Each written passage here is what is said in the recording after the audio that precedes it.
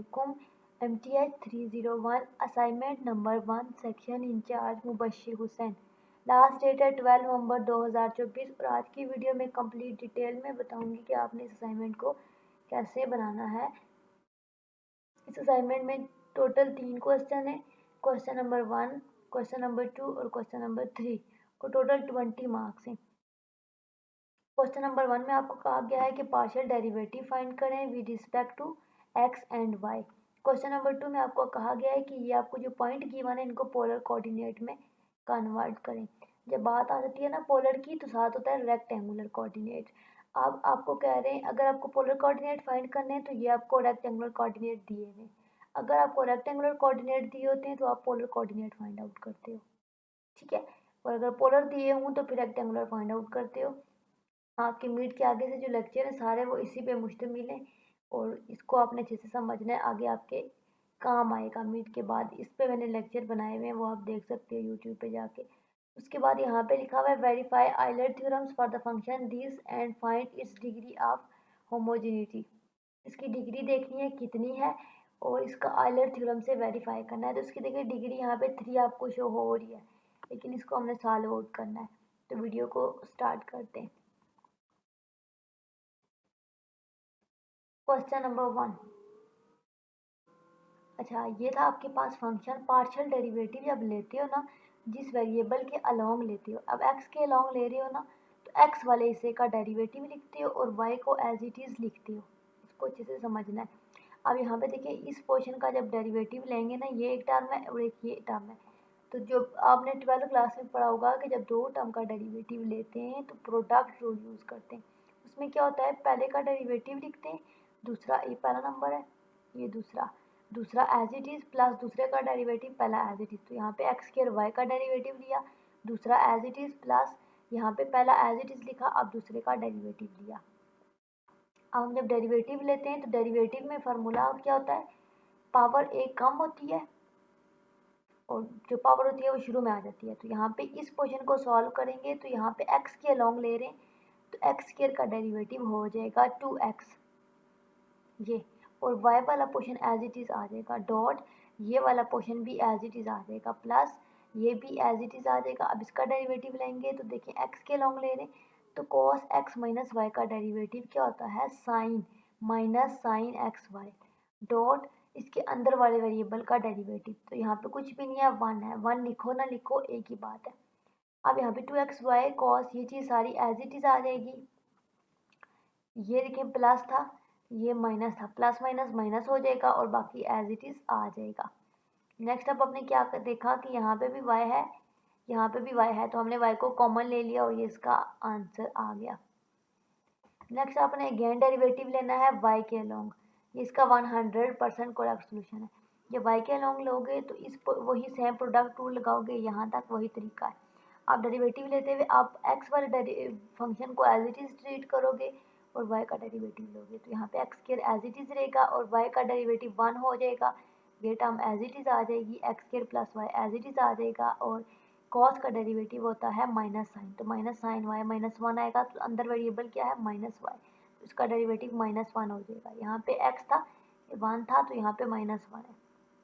इस बात को आपने समझना है अच्छे से। अच्छा, यहाँ पे x square cos x minus y हो जाएगा और यहाँ पे एक्स स्क्वायर वाई और ये माइनस है और ये भी ये माइनस है तो माइनस माइनस प्लस हो जाएगा और ये प्लस प्लस हो जाएगा। अब मैंने देखा कि यहाँ पे एक्स स्क्वायर कॉमन है, कॉमन ले लिया और ये इसका आंसर आ गया जो कि 100% करेक्ट है। क्वेश्चन नंबर 2, इसमें आपको कहा गया है कि इसके पोलर कोऑर्डिनेट्स फाइंड करें। तो देखें आपके पास दो कोऑर्डिनेट होते हैं, एक होता है रेक्टेंगुलर, ये होते हैं रेक्टेंगुलर कोऑर्डिनेट। ये आपको कोई बताएगा नहीं, आपको पता होना चाहिए, आर थीटा जी, ये होते हैं आपके पास पोलर कोऑर्डिनेट। अब यहाँ पे आपको कह रहे हैं कि पोलर कोऑर्डिनेट फाइंड करें, इट्स मीन कि आपको ये आर थीटा और जी निकालना है और आपको ये कोऑर्डिनेट गिवन है। तो जाहिर बात है आपको जब पोलर गिवन है तो ये रेक्टेंगुलर होंगे, यानी कि ये एक्स वाई जी की वैल्यू है, अंडरस्टूड है। तो हमने यहाँ पे इंग्लिश में लिख लिया, आप इंग्लिश आप अपनी वर्डिंग में लिख लेना कि हमें कार्टेशियन कोऑर्डिनेट ये वाले गिवन है तो पोलर कोऑर्डिनेट हमारे पास ये वाले हैं जो कि फाइंड करने हैं। तो उसको फाइंड करने के लिए पहले आर निकालेंगे, फिर थीटा, फिर जी, फिर इसको इस फॉर्म में लिखेंगे। आर का फार्मूला था x square plus y square plus z square, तो आपको एक्स और वाई और जी तीनों गिवन है, तो इसका आपने इस फार्मूले के अंदर पुट किया तो यहाँ से आपके पास आर की वैल्यू निकल आएगी। आपने थीटा निकाला है तो आपको पता है theta equal to tan inverse of y by x होता है। वाई भी गिवन है, एक्स भी गिवन है, यहाँ पे वैल्यू को इंसर्ट किया, सॉल्व आउट किया, ये हमारे पास इसका आंसर आ गया जो कि 100% करेक्ट है।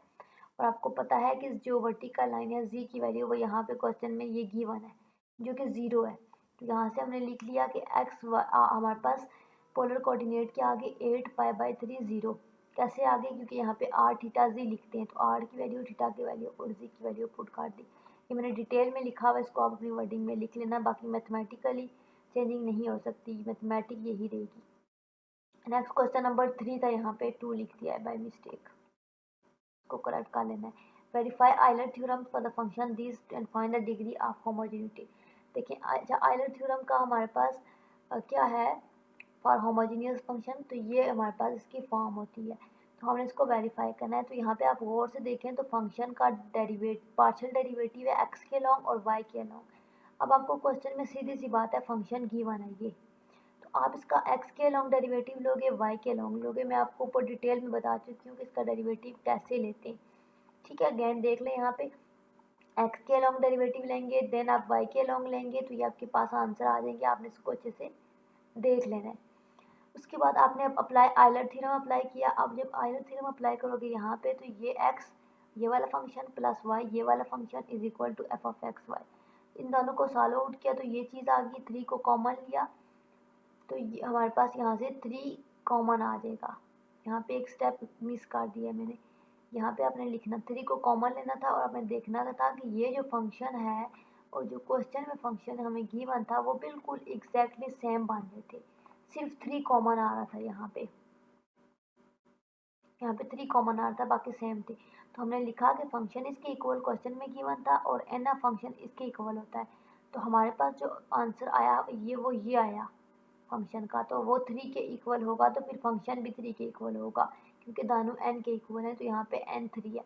तो इस तरह से हमारे पास साबित हो गया कि इसकी डिग्री क्या है, n की वैल्यू क्या है, 3 है। Degree of homogeneity of the function is 3, और यही चीज़ हमने प्रूव करनी थी। ये थी MTI 301 के असाइनमेंट। आई होप कि ये असाइनमेंट आपके लिए बेनिफिशियरी होगी, आपको समझ आ गई होगी। इसको बनाने के लिए आपने ये वाला मैथ टाइप यूज़ करना है। इस मैथ टाइप को यूज़ करने के लिए पूरा ट्यूटोरियल मेरे चैनल पे अवेलेबल है। इसके असाइनमेंट कैसे बनानी है, कोई भी इशू है तो आप कमेंट सेक्शन में पूछ सकते हैं। उसके अलावा इसके लेक्चर भी मेरे चैनल पे अवेलेबल हैं, कुछ लेक्चर हैं आपके लिए हेल्पफुल रहेंगे। बाकी हमारे पास ऑल पेड सर्विसेज अवेलेबल होती हैं। चैनल को सब्सक्राइब कर दें, लाइक कर दें, दुआ में याद रखें। अल्लाह हाफ़िज़।